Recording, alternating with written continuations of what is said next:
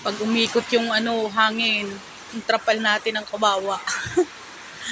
Tanggal are talaga. Ay, yung bubong kagabi.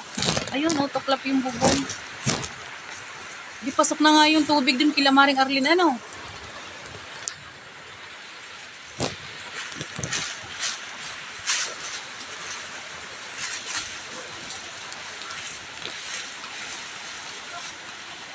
Tuklap yung bubong.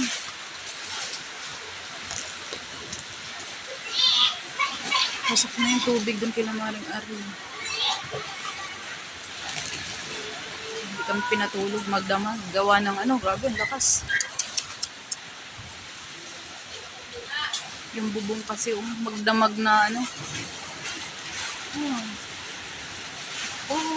panay pamigil na. Tapos wala kaming kuryente ngayon.